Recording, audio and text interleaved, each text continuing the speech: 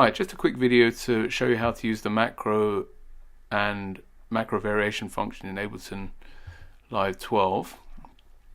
We have here an audio channel with a loop playing on it. Have a listen. Simple drum loop going round and round. And on this channel we have a drift, I believe, MIDI instrument. So let's start with the audio channel. And we might want to add some effects to this, so how would we go about it? Well, that's easy. We can go to the audio effects, select the ones we want. Let's put auto filter, just some basic effects, and a reverb.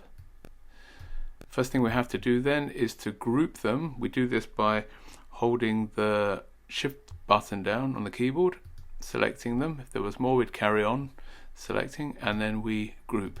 This opens up the macro possibilities. We have here a button which shows us the macro controls. 8 are shown here. We can, with these plus and minus, increase them up to 16. Well, I think we'll just stick with 8 at the moment, that's fine. And below that, another button which shows us our macro variations, which are effectively snapshots of the settings we make in the macro. So we make settings for delay, reverb, whatever, and then we can make a snapshot and recall them at will. So let's have a go at mapping our controls. We need to press here the map button, opens a dialog, and then we have in green all the things that we can map. We can map things like diffusion, scale, dry, wet. We just click on them, it's very easy. Here we go. So we'll start with the filter. We select the filter frequency, map that.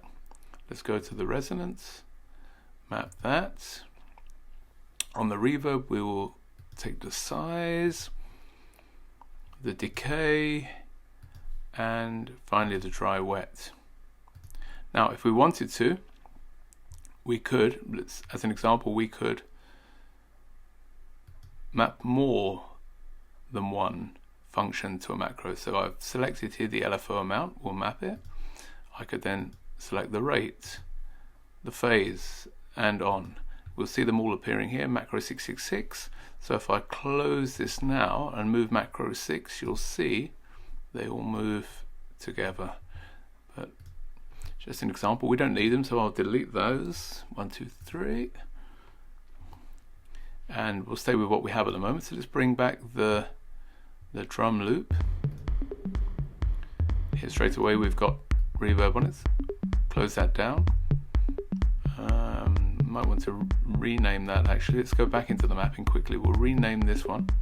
Rename reverb dry wet, just so we know what we have. And let's make our first macro variation. We'll call this one bass. We haven't changed any settings. The reverb's down. So what we do is we set the values here and then create.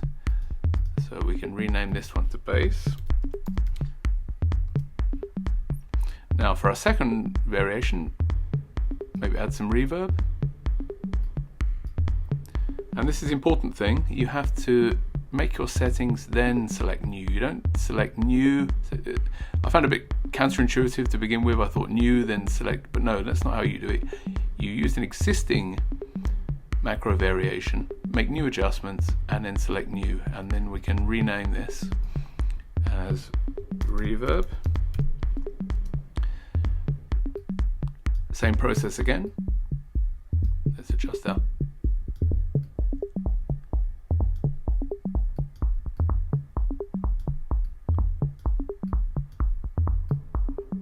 Bit of reverb on that as well.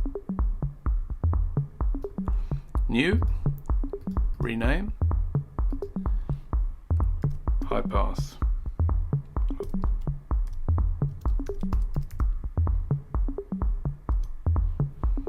So now, once we've set up our variations,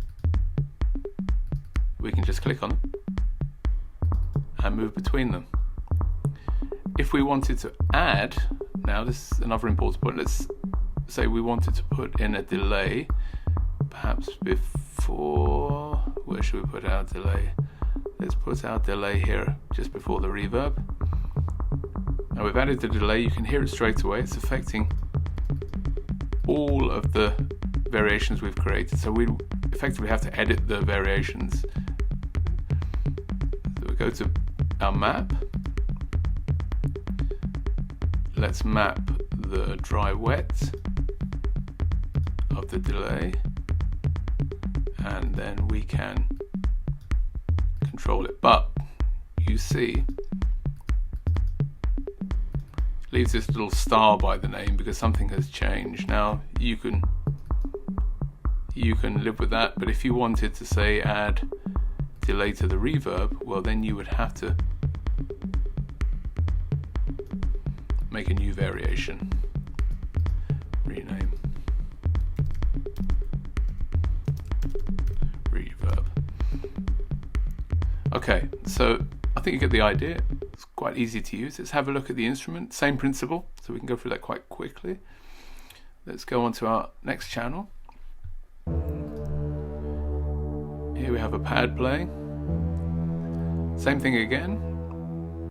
We use an effect as well with our instrument. Reverb, put on the end of it. I believe this is drift I put in here. So drift and reverb. Shift key, select, group, and we get our macros.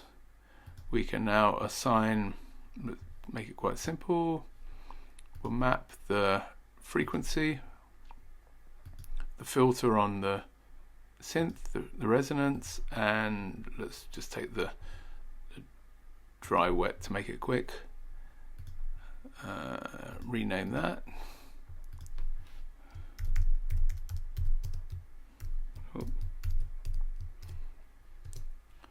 Okay, we've got them mapped. Bring back the instrument and select our variations here. So we could do a darker reverb. Oh, sorry, a darker tone. Remove the frequencies. Make a brighter tone. Rename bright.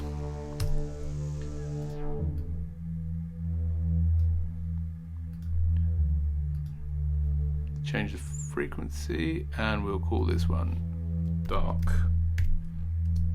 And again, just jump between our settings. Okay, well, I think that covers most of it. I hope it's of use to you. My name's Andrew. Thanks for popping by again. Take care.